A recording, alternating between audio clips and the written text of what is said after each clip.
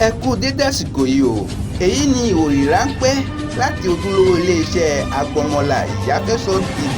Ní ọjọ́ keje oṣù keje ọdún tí a wà nínú rẹ̀ yìí, àwọn olóyè orò tìlú Ìsákété wọ́n ṣèpàdé láti dá ifá sí ìlú fúlùú náà kó lè tòbà kó lè tùṣẹ. Ǹjẹ́ ẹ gbàlàyé láti ẹnu babaláwo ọjọ́ náà Kòsólú Tìmọ́tè ní èdè Faransé. Bákan náà ẹ sì gbàlàyé láti ẹnu ọ̀gá gbogbo àwọn olóòṣà bàbá wa Ọmọ́rẹ̀ Ọláẹgbẹ́.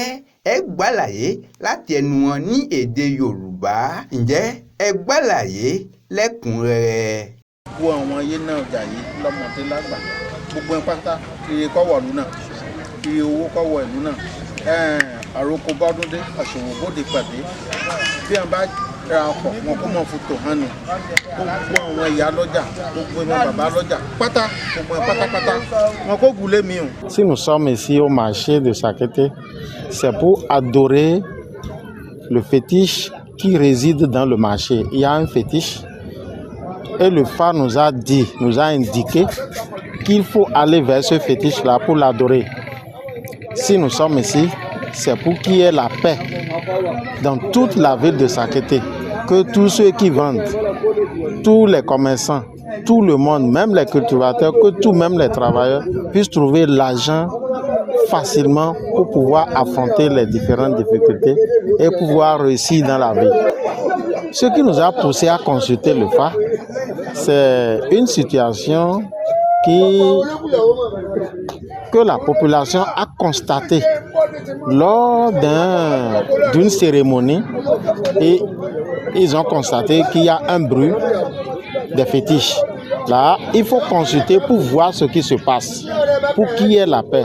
C'est là on a fait la consultation et le phare le signe qui est sorti nous indique qu'il faut aller directement au marché pour aller adorer ce fétiche, afin qu'il n'y ait pas dichotomie entre les adeptes de Oro ni les adeptes de revenants et Gougon.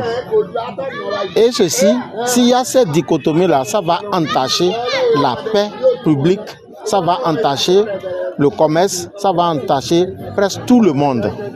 Donc c'est pourquoi nous sommes ici, pour adorer ce fétiche, afin que la paix règne, afin qu'il y ait la liberté et que l'argent circule facilement pour tous les habitants de cette ville et pour qu'il n'y ait pas de problème.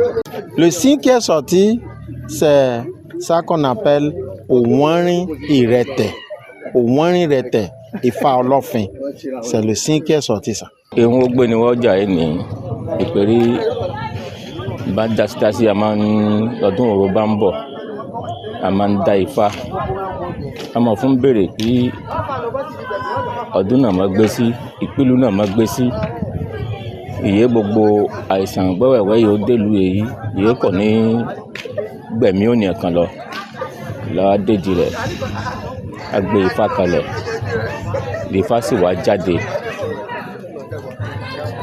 A ń ṣàlàyé fún ni pé alákọ̀ọ́kọ́ ẹlẹ́gbàá ọjà yẹn jẹ́ èṣù ọjà ó lè kábọ̀ ọ̀hún tá a bá bọ̀ ọ̀hún ìgbà náà ni ìlú náà máa rójú ìlú náà máa ráyè ní ọmọ rí bá ti ṣe làmọ́ rònà gbégbà lé ọdún náà yìí ń bọ̀ gbogbo ikú ọ̀wọ̀ yóò wọ̀ ọ̀nà yóò wọ̀ ọ̀lẹ̀ yóò tútù ọmọdé wọn yìí fọ́lé kásẹ̀ kó lẹ̀ fọ́dún náà tó wọ́dé bàbá sì wá bẹ̀rẹ̀ ọdún náà fún ètùtù náà kọ́ lè gbà fọ́dún náà kọ́ yabo fọ́kùnrin fóbìnrin fọ́mọdé àti àgbàlagbà láti wá gbọ́ nítorí wọ́n ní rúrú ẹbọ ní gbé ni àìrú ẹbọ kì í gbé ènìyàn láti wá dédé rẹ pé ká rú ẹbọ náà gẹ́gẹ́ bí àwọn owó ti ṣe ìdí ọmọ ní dé iwájú èṣù ọjà yà fún wa bọ èṣù ọjà náà èyí òun rẹ ọdún náà ni ìyé ifá dá ìyé àwọn babaláwo wọn rí fún ni Owari Irete.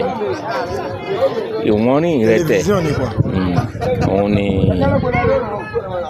ọdún náà yọ wáyé gbogbo sàrà náà yẹn sì pé kọ́ṣẹ́ ẹbọ yẹn lè kọ́rú àti ń rú ń lọ tí èṣù lọ́wọ́ rú yìí bàbá tí irú tẹ̀sí tán à ń lọ di ra gbó wọn máa là bọ́ra gbó wọn bẹ́ẹ̀ àwọn ìṣàn wọn kù àmọ́ bọ̀ wọn nítorí fúlù náà kọ́ lè tùbà fúlù náà kọ́ lè tùṣẹ́.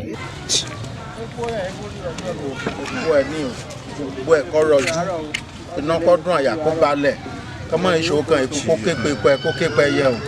ẹbọ náà kó dà ẹbọ náà kó délé lókun ẹbọ náà kó dé ọlọ́sà gbogbo àwọn olóòrùn pátápátá àti gbogbo ọmọ ìlú pátápátá kọ́mọ rí kú kọ́mọ rárùn kọ́mọ rẹjọ kọ́mọ ròfò owó kọ́ máa wọ̀lú yìí ọjà yìí kọ́ bẹ̀rẹ̀ sí ní kún bìtìbìtì.